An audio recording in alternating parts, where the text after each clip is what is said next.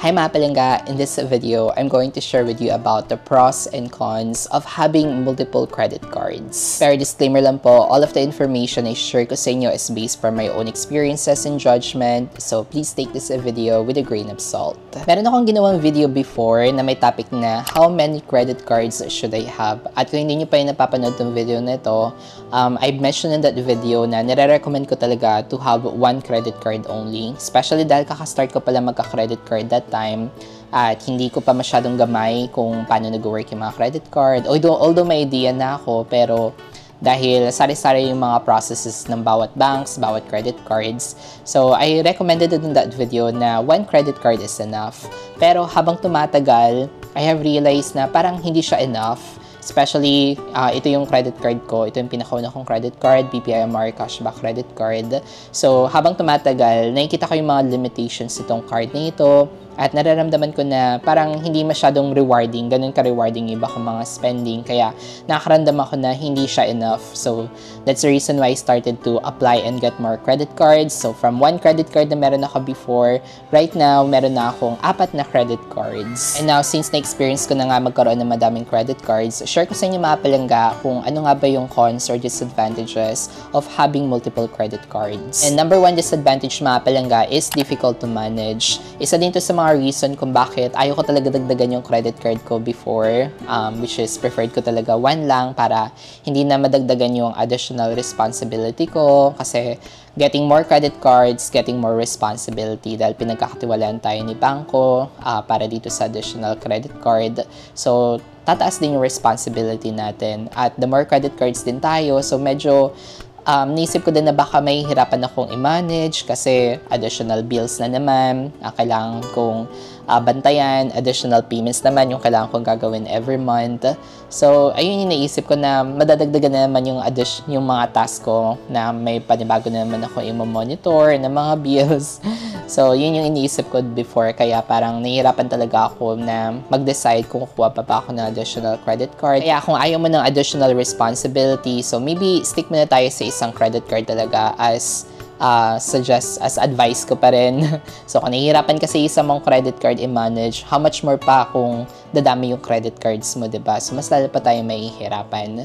Now, kung gamay mo naman lahat, alam mo na kung paano mag-manage, tapos willing ka naman to accept additional responsibility ulit, then go for it. Pero for me, I guess 5 credit cards is enough kung gaano kadami ng credit card yung kailangan mong ma-manage talaga na maayos. Pero kung more than 5 credit cards na siya or 10 credit cards, hindi ko siya ma-imagine kung paano siya i-manage. May mga nakikita ako yung mga posts. Member din kasi ako ng Kaskasan Buddies. Hello sa mga Kaskasan Buddies dyan. There's a FB group.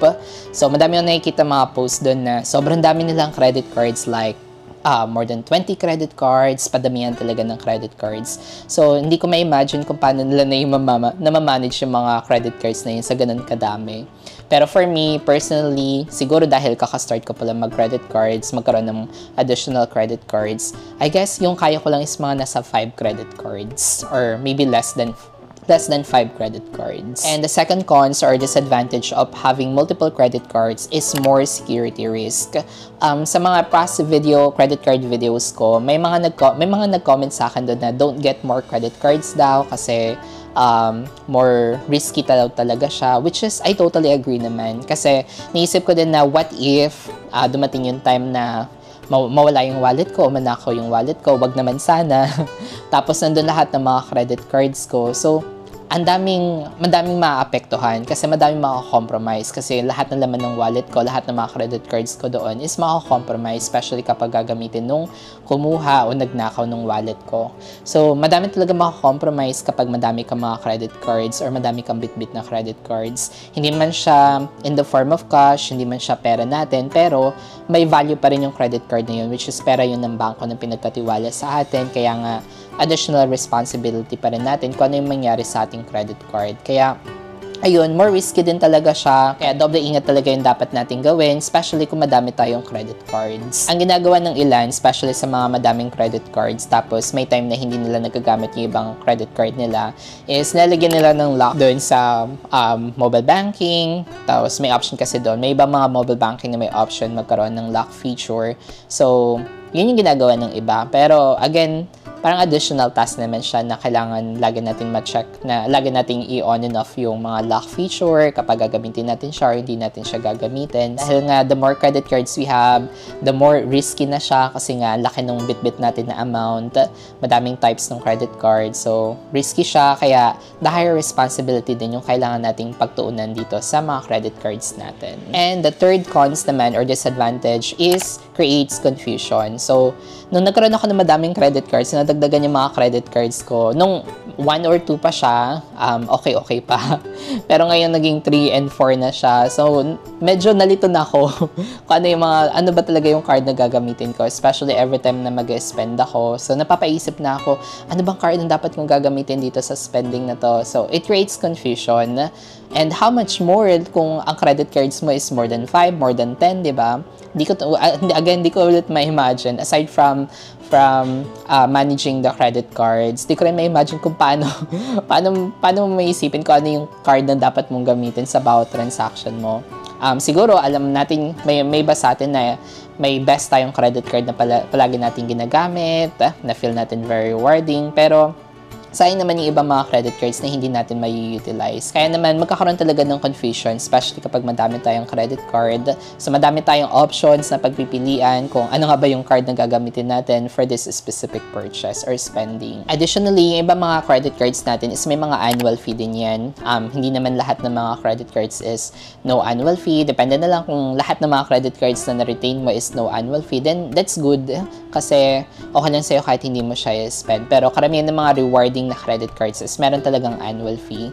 So, kung karamihan mong credit card is merong annual fee, tapos may mga time na hindi natin na-utilize, diba? Medyo mahirap makapag-request ng waiver sa mga bangko na pa-waive natin yung annual fee kung hindi naman talaga natin na ma-maximize yung credit card. So, the chances are babayaran natin yung annual fee. So, those are the things na naiisip ko pa lang ngayon na mga cons and disadvantages of having multiple credit cards. Pero kung may gusto kayong idagdag, if you want to add more, feel free to comment below. And now, let's talk about the pros and advantages of having multiple credit cards. Number 1, maximize the benefits of every spending. Well, ito yung pinaka-reason kung bakit dumami yung credit card ko. So, ang una kong credit card, ito lang, itong BPMR Cashback Credit Card. Pero, knowing its limitations, hindi rewarding yung iba ko mga spending of this credit card. So, I decided to apply and get more credit cards para naman meron ako magamit for other purchases, other categories na mga purchases ko, like mga non-essentials and small purchases. So, meron akong option para ma-make sure ko na magiging rewarding din yung iba ko mga spending. Bawat credit cards kasi mga palangga is may kanya-kanya ding mga features, sari-sariling features, sari-sariling strength. Kaya naman, I decided to get another credit card, get more credit cards para ma-explore ko din yung iba pang benefits na may bibigay sa akin sa iba kong spending. So, again nga, itong BPMR Cashback Credit Card ko, good for essentials. Tapos, ayun, ito ng HSBC Live Plus ko naman is good for non-essentials like dining, shopping, tapos entertainment, while yung BPMR naman is for groceries, utilities, and all other essentials. Kaya the more credit cards that we have, the higher the chances din na magiging rewarding or magiging beneficial lahat ng mga spending natin. Number 2, multiple payment options. When I started to have a credit card mga palangga, ginagamit ko na siya as preferred payment method sa lahat ng mga payments ko, ang mga spending ko. So, as long as hanggat nag-a-accept ng credit card tong merchant na to, then I will be using credit card na talaga. So, ganun na yung naging point of view ko na as much as possible, gagamitin ko yung credit card ko sa lahat ng mga spending ko. Then, kapag hindi na sila nag-a-accept ng credit card, then saka na ako gagamit ng cash or debit cards, ganun. Kasi mas safe pa rin talaga gamitin yung mga credit cards sa bawat transaction, especially sa mga online transactions. And habang tumatagal, napapaisip ako na what if magkaroon ng problem dun sa card ko? Let's say, for example, isa lang yung credit card ko. Tapos nagkaroon ng problema sa credit card ko. Let's say, may issue sa credit card ko, may issue sa payment terminal. So, wala na akong choice, kundi babalik na naman ako sa dating gawin, nagagamit ng cash or other form of payment methods. Kaya, it's the best thing din na meron tayong madaming like additional credit cards kasi magkakaroon tayo ng additional payment method like backup. Let's say, for example, pumili tayo sa napakahabang cashier tapos in-expect natin na magagamit natin yung kaisa-isa nating credit card to complete our purchase. Tapos pagdating natin sa terminal, payment terminal, wag naman sana mangyari. Tapos magde-decline siya kasi itong cashier, itong merchant na to, hindi nag-accept ng ganitong type ng credit card. Ibang type ng credit card pala yung na-accept nila. Or baka may something wrong, nagkaroon na, or na-worn out na yung ating physical credit card. So, having multiple credit cards is a good option din talaga para may backup tayo. So, kung hindi man sila nag-accept ng ganitong type ng credit card, we can try a different credit cards na meron tayo or available sa atin. And the third advantages din of having multiple credit cards is we'll get more credit limits din. So, kung madami tayong credit card, may kanya-kanyang credit limit sila bawat isa. So, kunin natin yung sum nun, mas mataas yung bit-bit nating pera kasi iba't ibang pera ng bangko yung ating bit-bit. Pero applicable lang ito, especially sa mga gusto talaga ng mataas na credit limit, tapos hindi sapat yung credit limit na meron ka sa current card mo, tapos nag-request ka na sa bank mo na ng increase ng credit limit pero hindi ka pinagbigyan, na-deny ka pa rin. So I guess this is also the best option para ma-maximize mo pa yung iba mong mga spending, especially yung mga large purchases natin. Pero kung feel nyo naman na okay na, sapat na yung credit limit na meron kayo sa mga cards nyo, then okay na yan. Pero kung yun lang yung pinaka-reason nyo to get more credit cards, like to get more credit limits, tapos hindi nyo na naman pala siya magagamit, I guess, wag na lang. Pero kung gagamitin nyo talaga siya, you really need it, tapos nag-attempt na kayo to request to increase your credit limit, pero nadi-deny pa rin kayo, then yeah, that's one of the option para dumami or magkaroon tayo ng madaming options to increase our credit limit na meron tayo. And number 4 is flexible bills and payments. I agree with this advantage mga palangga since yung mga credit cards natin is may kanya-kanya mga statement date, may kanya-kanya mga due date. So let's say for example, may gagastusin tayo tapos gusto natin na matagal pa natin siyang bayaran. Makakapili pa tayo kung ano yung credit card na matagal pa yung statement date, matagal pa yung due date, so makakapili pa tayo. Pero kung isa lang yung credit card natin, wala tayong choice kasi yun na yung pinaka-statement date. Unless mag-request ka sa bank tapos binigyan ka nila ng option to change your statement date or due date. Pero kung wala silang option tapos isa lang yung credit card mo, medyo mahihirapan tayo. Pero kung madami tayong credit cards, madami tayong option, makakapag-decide pa tayo kung ano yung credit card yung gagamitin natin, kung ano yung due date nitong credit card na to, then we have the option to choose kung ano yung kung kailan natin mababayaran yung ating mga purchases. So, kung kailangan mo na matagal ng time para mabayaran yung mga nagamit mo, then having multiple credit cards is also give us the flexible options para mabayaran natin yung certain purchases natin sa time na gusto natin. Additionally, the good thing of having credit cards then is we have the option to separate all of our purchases. Like, pwede na natin siya ma-organize. Itong card na to is good for essentials. Itong card na to is good for non-essentials.